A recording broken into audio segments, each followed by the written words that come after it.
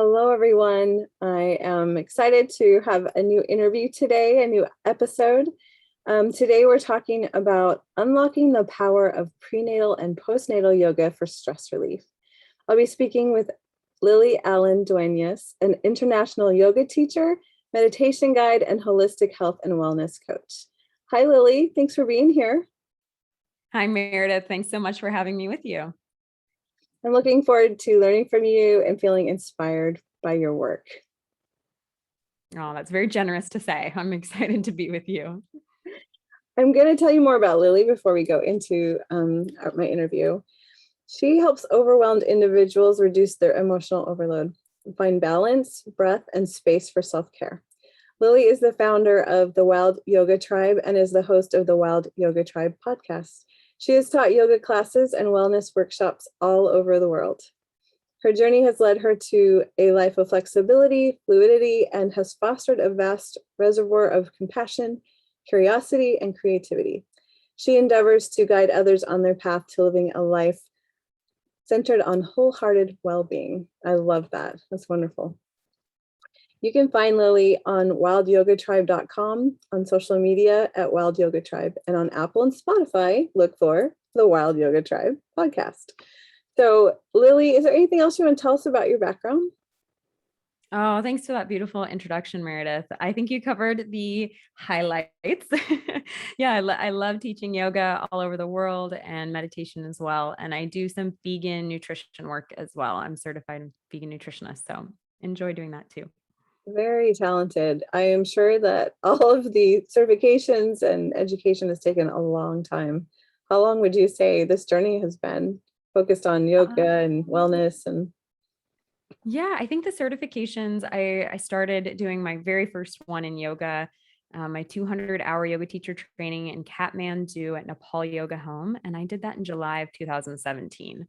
So since I made that trip, which was actually just a month-long sabbatical from my job in marketing management in the States, I immediately realized I don't want this to be a sabbatical. I want this to be my life. So I came home and I packed up, sold my car, grabbed my giant Osprey hiking backpack, and started traveling the world to continue learning and to continue teaching. wow, that's really inspiring. You're so brave. I just can't even believe. Thank you for sharing that. So, Lily has recently been studying prenatal and postnatal yoga. Is that correct? Yeah, it was something here in the pandemic that before the pandemic, I got a little nervous whenever someone who was pregnant or had told me, oh, I just gave birth, 3 months ago or 5 months ago, would come into my class, let me know, or I could see that they were pregnant visually, and I'd get a little nervous. I said, this is such a sacred time before birth and after birth. And there's so much that I need to know and to be able to not just honor the physical energy, but all the other emotional, mental, and spiritual energy that goes around the act of creation. So I wanted to get trained in that. And I picked out this yoga teacher training in Nasik in India, at a yoga ashram called Yoga Point or Yoga Vedya Gurukul. It has a kind of English name and a Sanskrit name. And I picked it out and I was planning on going. I had a plane ticket, but COVID hit. And so then they blessedly offered it online. So I took that here in February, March, April. It was a 3-month online, 150 hours teacher training in prenatal postnatal yoga. Wow. Well, it sounds like you're definitely prepared to be able to talk about this. Oh, I hope so. I'm really excited too. That's a lot of hours. So what's different about this type of yoga? I mean, you told us why you wanted the background, and I really honor what you said. I think that's really neat. Mm. But I'm sure there's more to it, about the differences. Yeah. So obviously, when a body is carrying life, or even before you conceive, if you have that intention to want to conceive as well, there's so much going on at like this energetic level before conception, and then during the pregnancy and after, the body is completely different, right? Like hormones and like, oh man, there's a hormone called relaxin that's released in your body that means you're even more flexible. So you have to be careful even in certain yoga poses, and you certainly don't want to be putting too much pressure on the belly, compression or twisting. So it would involve some physical modifications. Is what makes it different in the terms of it's a physically more gentle and also more attuned practice to certain parts of the body. But it's not just, of course, it's not different because of just the physical modifications and variations that are offered. It's really different because of the whole environment we're trying to create, a very positive one for the mother and for the baby, and for the mental health, element as well. There's so much in the prenatal that I think is about the mental side and the emotional, about helping a woman to overcome any fears or barriers she has about birth or about having the baby, or she has the baby and it's all this chaos. There's so many gifts that yoga can give that aren't even about flexibility or, preventing weight gain or getting your body back. There's so much more to it. And that's why I think makes it the most different. I love that. I was going to ask you what the benefits are, and you just covered that. I'm sure it's probably even hard to quantify all the benefits. Ooh, I'd love to give a few more because Okay, go there's ahead. Go a million. ahead. So I think it does prepare the women, as I said, physically, emotionally, spiritually for the baby and for the birth. Helps to overcome the barriers and the fears, of course, but it also increases your pranic level and your vitality, your energy, and it helps kind of clear blockages in the body. I do think it also, it can have the physical benefits, which I mentioned before, but it also helps to keep your back really strong, which helps prevent pain, and it can help you improve your balance and coordination, your sense of stability. It can remove fears, which is a type of blockage, remove fear and give you trust and faith in your own body. And it can make you more mentally flexible. So you can recognize the strength of your body and you can trust it. And you also know that your body is flexible enough perhaps to maybe be in different positions that you might have to get into during the birth itself. Wow, that was quite an impressive list. I love it. Thank you so much. I've Yeah. actually been thinking a lot lately about how I need to get into yoga, and I'm done having babies, but this is still really inspiring to me to know how I can benefit my body too. Can you give my followers a couple of suggestions about how to get started, even if it just means preparing or finding where, to learn more, anything? Yeah. I think if you're interested in getting into a yoga asana practice and you're just interested and curious, I would recommend definitely going to yoga studio or joining me online for a free YouTube yoga class or doing that in that way. But if you are pregnant or are just immediately within maybe a year or 6 months after giving birth, and I think it's really important to be working with a teacher to make sure you're being safe, because each trimester is so different and each week after birth is so different for the body, and you have to really be mindful of your physical capabilities and restraints and limitations, and also what you should be opening, what you should be focusing on physically. So I would recommend, of course, working with a teacher one-on-one or going to a pregnancy-based class, whether that's on Zoom or in a studio. What I do think is great, a good tip, is to have a sankalpa, which is an affirmation for your pregnancy or for afterwards. I think having a very like a phrase or a sentence or two that really tunes into your needs and your personality and your desires or your fears, and to say it with conviction, not as a wish or as an idle thought or something, just errant thought. It's really this firm intention that you're pouring your energy and your heart into. And a beautiful one that I like for pregnancy is, my body is designed to give birth. It has the knowledge, it has the wisdom, it has the power.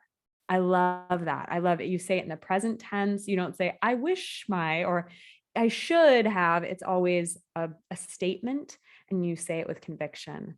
And if it's going to be maybe for motherhood, it's, my baby and I are healthy and happy. I have trust and faith in my ability to be a mother and in my baby's ability to grow.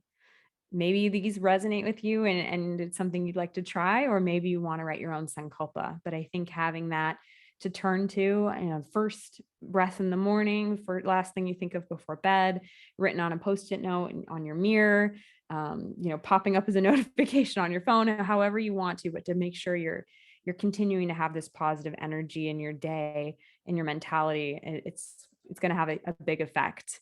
That's a rough one, but visualization is also a great technique to use, and it's particularly beneficial, I feel, in meditation. And so having a good meditation practice, whether it's 5 minutes a day, 10 minutes a day, or just 3 deep breaths a day, whatever you can find time for. There's a great benefit for the whole nervous system to be able to just take a few deep breaths or a few minutes of kind of regulating all of the elements of the body. Thank you. Wonderful ideas. I teach my clients to use affirmations. So I'm a big believer, and I love those two ideas for pregnancy and postnatal. That was spot on, perfect. Just the things that we need to center on and feel good about. I felt peaceful just when you mentioned both of those affirmations. But thanks for explaining how to write your own and how to use them, and also your other ideas for managing stress. I know breathing is powerful and meditation is powerful. So, and then visualization. I'm not very good at that, but I think the thing that helps me is using your different senses. Is that kind of a good guidance for visualization? Oh yeah, there's so many different ways. I wouldn't say one's better than the other, but you can do whew, like just an awareness of thoughts, just being very aware and present of the spontaneous or arisal and of thoughts when they come, and just kind of exhaling them out, or sometimes I visualize that any thought that comes into my mind is like a little red balloon. And every time I notice, oh, I have a red balloon right now, I have a thought, I just gently release it. So I do think thought awareness is a beautiful one. So is, as you said, you can visualize yourself walking in a garden path, sunlight radiating from your belly, white light swirling and protecting you. There's so many great different visualizations. And I'm on Insight Timer. If anyone wants to join me, it's a free app. And I have recorded meditations there for free. So you're welcome to join me for a free meditation, or as many as you want. I mean, everything's free there. Or you can always send me a message and let me know if you're interested in a certain type of meditation, and I'll see what I can do. Oh, I'm so excited that we can look and find those, because I'm always looking for like that. I don't know what I need that day with meditation. I don't always like the voices or the music, you know what I mean? So I'm excited. I can kind of tell from your voice. I'm sure it's very soothing and relaxing. So thank you. Looking forward to that. So let's talk a little bit more about stress, because that's a really big deal, especially moms. It's so shocking to become a mother, even though you can prepare and talk to people and feel like you're ready for it. But the reality when it hits you is very different, because you don't get breaks. You really have to plan those. You have to make them happen. And so sometimes moms are extremely stressed, and I know that we carry that stress in our bodies and it affects our babies. So can you just help us understand stress a little bit more, what happens to our bodies and the impact of it? Yeah. Oh man, stress is so powerful. And I love talking about it because we often don't even realize how powerful this is, this response in our body. And our bodies don't have like yellow alert, orange alert. It is all red alert. So any kind of stress that arises, if it's just your thoughts in your mind that create this reaction, there doesn't have to be an actual tiger running after you or a really scary phone call. It can just be your thoughts, but all three are treated the same way physiologically. The body responds to all three, and anything that it deems as threatening or stressful: an email, a thought, um, a conversation, a magazine, or whatever it is. Even our phones pinging and buzzing, like anything. And so what happens is our whole system becomes affected: the musculoskeletal, the respiratory, the cardiovascular, the endocrine, the gastrointestinal, the nervous, and the reproductive. All of our systems immediately are like, whoop, red alert. We got to start reacting to this threat. And so it really is this amazing, though, we have a sympathetic nervous system, a parasympathetic, and they're supposed to naturally go back and forth between fight and flight and being active and thinking and working, which is sympathetic. It's focused and awake. And then there's parasympathetic, which is our body's natural housekeeping: digestion, reproduction, immune function, memory consolidation. All these things are parasympathetic. Sympathetic doesn't mean stressed. Again, it just means active, awake, thinking, and focused.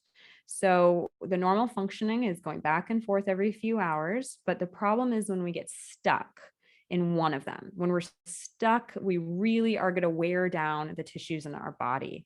What's great about the yoga meditation, yoga nidra, pranayama, everything is going to help you to reprogram your sympathetic nervous system, and it'll help you kind of reframe your relationship to the sympathetic, which is that active awake. So it helps you to kind of pause when their stress response activates in the sympathetic mind, or when you start to feel triggered. You kind of, with the practices, you learn to pause and think, what am I creating? What am I feeling? What's actually happening? So you have more of an ability to choose your response. But I'd love just to quickly mention, if you start to spiral, if things start to get stressful, if you feel threatened and you don't feel safe, even if that is an email, as I mentioned, so your adrenal glands immediately start, boom, giving you adrenaline. And it's like a coffee, like 3 cups of coffee is what science says, 3 cups. And if we feel stressed out all day long, we have an IV drip of coffee in our arms all day long. And you know what 3 cups of coffee feels like, Meredith, right? It is jittery. It's a mind buzzing and feeling like you can't, go to sleep when you want to sleep, and you feel shaky when you're awake. It's not a fun feeling. And that's, for me, was just such a huge thing to realize about how the adrenal glands pump adrenaline and what it's like when we have that feeling of stress all day long. Yeah, that sounds pretty intense all day long. Yeah. Never thought about like the effects of being stuck there, but I know a lot of people deal with that. I go to a Yeah. chiropractor and he tells me that the stress I carry in my neck and shoulders is unparalleled. That's not good. Ooh, dang, lady, you get a gold star though. Like that is unparalleled. Wow. And it totally is. When we feel stressed, our whole muscles, like, they tense, they clench, because they're getting you ready to be braced so that you can fight or you can have flight. Um, what's amazing is that so in the body, when you feel stressed, the glucose, fats, and proteins are released from your fatty tissues. So you don't have time to digest anything. Just your cells need something immediately to get you running from the tiger. So it's kind of like a pickpocketer is how I think of it. When you feel stressed, it's like it takes kind of what it needs from everywhere in your body to get you ready. And however, if this is happening all day long, you're thinking, oh, cool, it's taking fat out of my cells and glucose and protein. Cool, take it. Yeah. But no, if this is happening all day long, you have muscle waste, which is mean your muscles start to deteriorate, and you have extra glucose floating around in your circulatory system, which leads to circulatory disorders like strokes, blood clots, type 2 diabetes. And then here's the fun fact too, I just mentioned clots, is that your body, when it feels stressed, starts to release and produce clotting factors in your body. Because if you get bit by the tiger, you don't want to bleed out. That's why. And so then on top of it, which is relating to your neck, if you trip and sprain your ankle, so your body really amps up its inflammation response.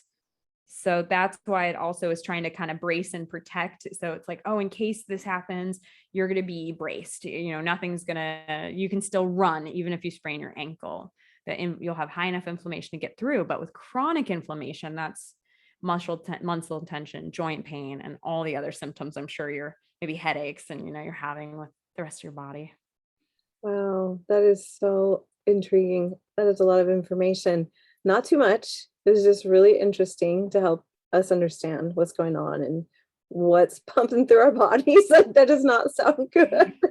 Yeah, I mean, I could keep going about the pupils and the bronchial passages, but I think we've covered enough that your listeners are probably like, "Uh-oh, stress is a big deal. I knew it, but now I really know it. Like, Yes, what can I do?" exactly. So thank you. Yeah, I was wondering what are some simple strategies to relieve or lower our stress levels? Ooh, yeah. So to lower your stress levels, it is kind of about getting that parasympathetic rest, digest, let your immune system function, like let your body heal. To activate that, it doesn't actually take that much, and that's the gift. Is that calming sounds, calming music in the background. Repetition is really good for the parasympathetic. So knitting or having a repetitive movement, even like a sun salutation in yoga. Also doing a very safe inversion in a physical way in a yoga practice, having your head below your heart. It helps to slow your heartbeat and your breath. And then taking very deep breaths, even if I said you were to take 3 deep breaths, it with a little bit, if you can, just extra attention focused on the exhalation, because on each exhale, our heartbeat decreases just a little bit. And on every inhale, our heartbeat increases just a little bit. But to have that focus on the exhale is very calming for our nervous system. And I also always advise all my students and clients to be very aware of what comes in through your physical senses. So we talk all the time about dieting. Yeah, like eliminate carbs or eliminate fats, or I'm only doing raw foods. Like, this is a food diet. So that would be a diet for the tongue, that taste buds. But what about a diet for your ears, for your eyes? Can you decrease the amount of stimulus that you're hearing? I mean, living around construction noises, oh my gosh, there's so many studies done to how that can cause various things to happen, stroke or high blood pressure or blah, blah, blah, things go through the roof. So it's just be very aware with what you're absorbing through the rest of your senses, because if you do have a lot of noise or a lot of surprising noises, things that are inconsistent, intermittent, jarring, it's going to affect your whole nervous system and your stress levels. So to try to keep things rhythmic, repetitive, or silence is also one of a beautiful thing that can elicit our parasympathetic response as well. Yeah, and I'm thinking about all the moms with the very noisy kids and how much we all really appreciate silence and don't get very much of it. But I was also thinking, well, isn't there something we can do to counteract all that noise? I mean, would it be helpful to try not to have the TV on if, your kids are already noisy? Would it be helpful to try to put something on in the background that's more calming? Do you have any other ideas along those lines? Oh, absolutely. Those are two great examples of not having noise on top of noise on top of noise, like layered noise. I really struggle if there's a TV on while people are talking, even just a conversation or having radio on. Find it very distracting unless it's very soothing music, the purpose of that would be to keep the environment more pure and more calming. If you are in a chaotic sound, see if you can cultivate a little silence in your mind, in your breath and in your body, taking those deep breaths. Or if you could do something as simple as put your hands out in front of you and rotate your wrists 10 times one direction on the inhale and exhale slowly, 10 times the other, exhale slowly, extend your arms, touch your shoulders. You're just bending your elbows. My arms look like I'm on an airplane and I'm just touching my shoulders. You're going to be relaxing your body by doing a repetitive movement, by slowing down your breath to be inhale as you arms are out, exhale as the arms touch your shoulders. Just these gentle motions can really help come back to the body, back to the breath. And even if it is chaos I'm stuttering.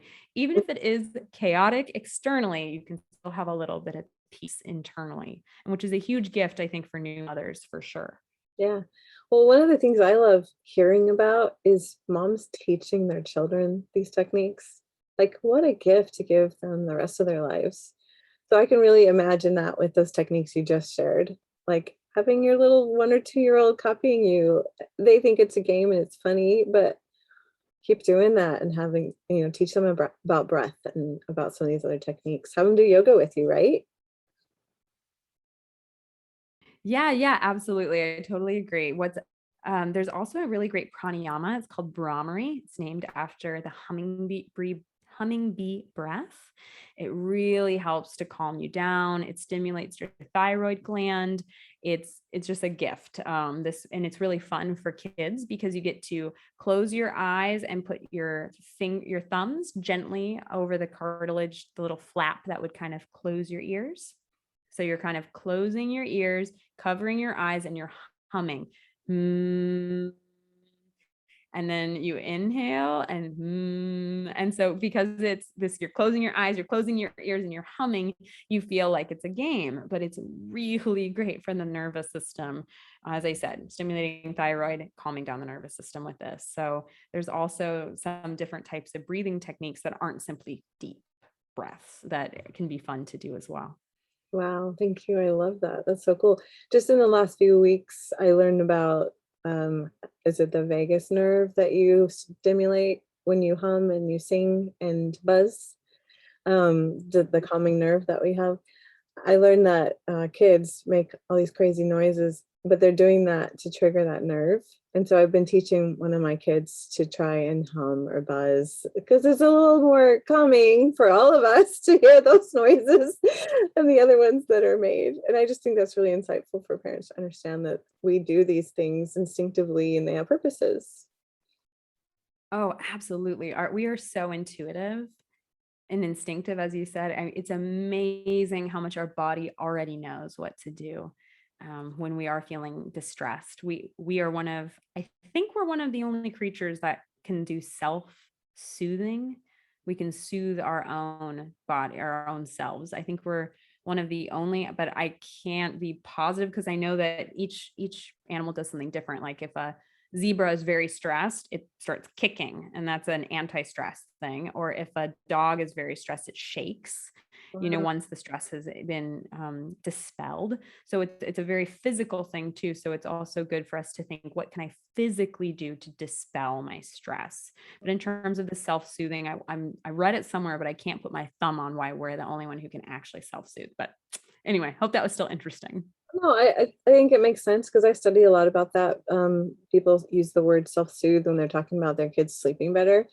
And they're really just referring to a child like self-settling. So falling asleep, settling in the night, going back to sleep.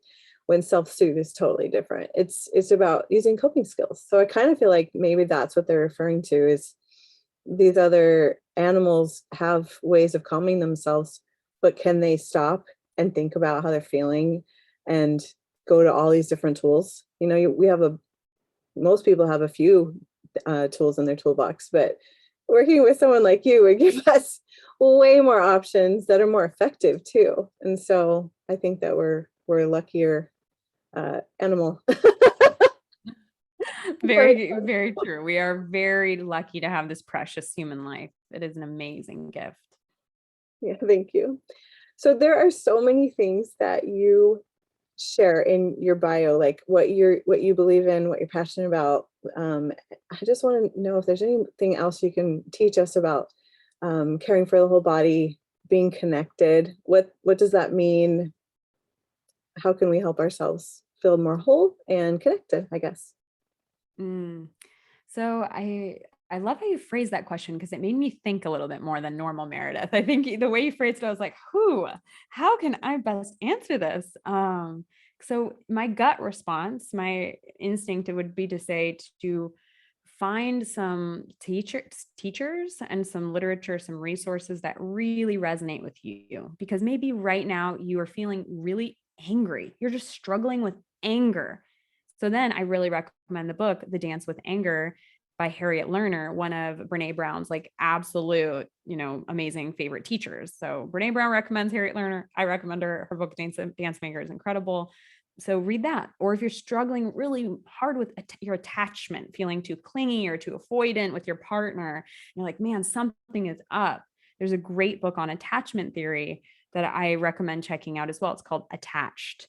And I'm sorry, I can't remember the author's names because I know there's more than one there, but I think that it is responding to what you're feeling called to learn about and to dig into that, because it really, you need to take a little bit of time, hopefully, to respond to that sensation of so much resistance. If you're resisting something, if you're pushing against it, and if you're even resisting meditation for 5 minutes, you say, no, no, no, my mind, meditation is not for me.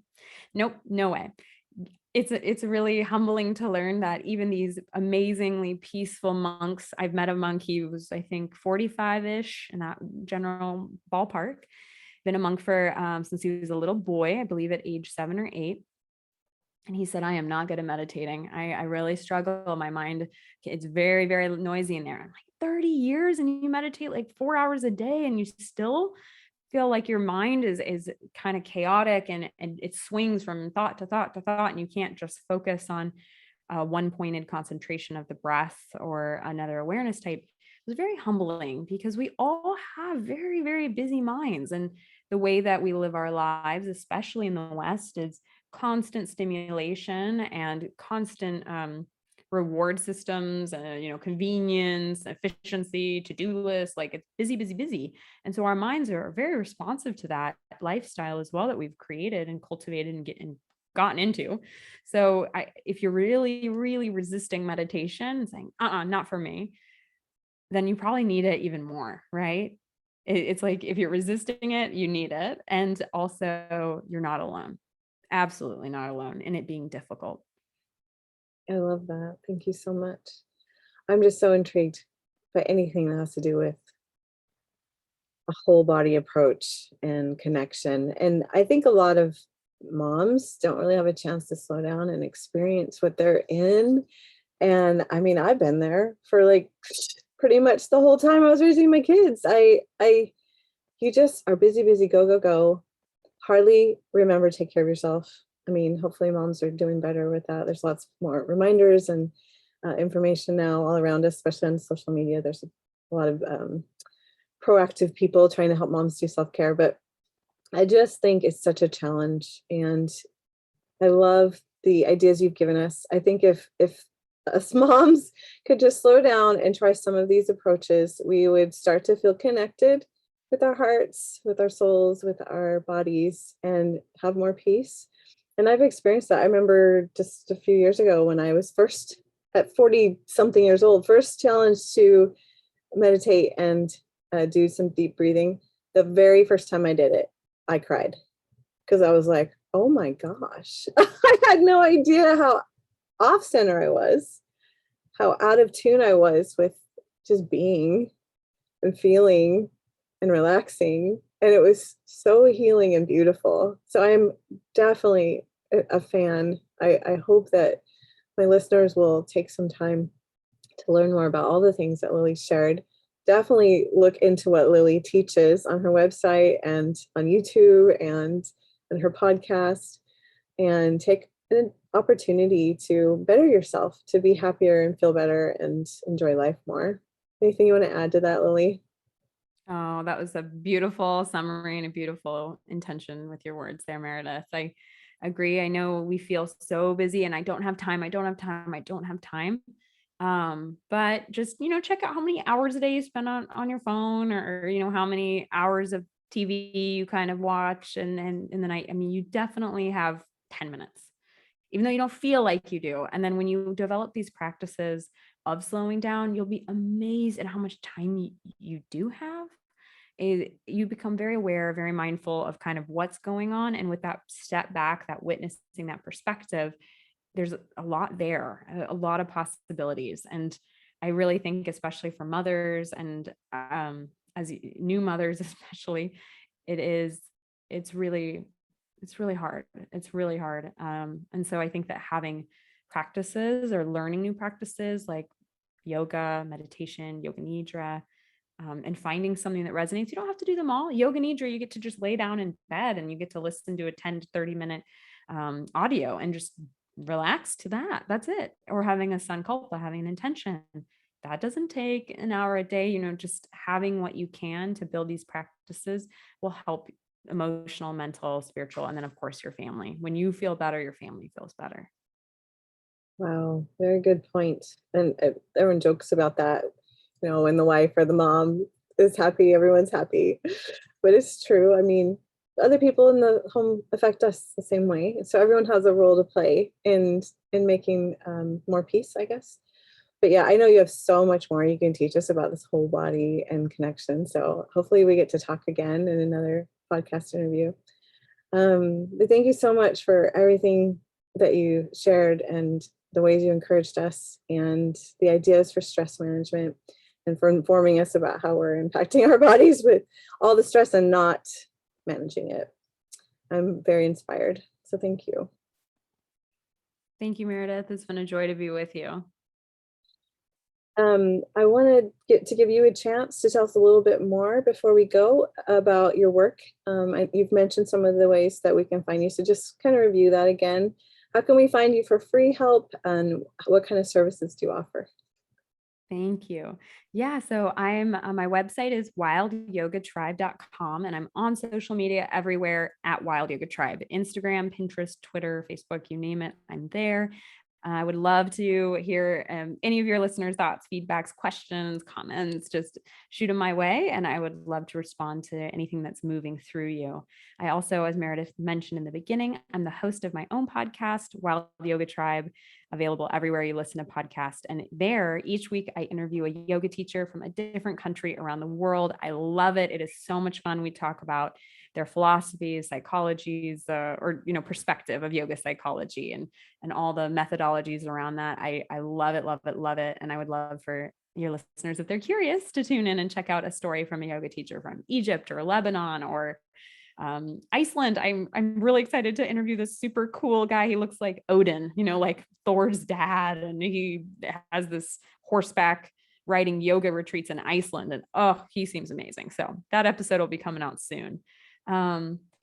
Also, I offer free yoga classes on YouTube, as well as free meditations on Insight Timer. If you would like to work with me on private yoga classes or meditation class or anything that you're curious about, I do coaching and helping people transition to a more plant-based diet as well. So let me know. I'm at your service.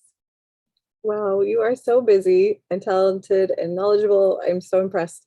When you talked about how you've been working on learning all of these things for the last, was it like 4 years? I was amazed that you learned so much in 4 years. Like, you really pack it in. It's impressive. But I'm also impressed because I know that you've been balancing along the way. And I kind of am envious, like to do this as your living, where you're focusing on sharing these tools with other people. I am sure your life is full of a focus on wholeness and wellness. So it's pretty awesome.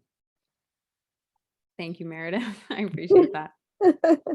All right. So everyone, don't forget, look Lily up, find her on YouTube, listen to her podcast. You'll be a better person for it. And remember, if you're looking for peaceful solutions for improving your baby or child's sleep, please go to sweetslumbertime.com to find out about my services and my resources. You can also find me on Instagram and Facebook under Sweet Slumber Time.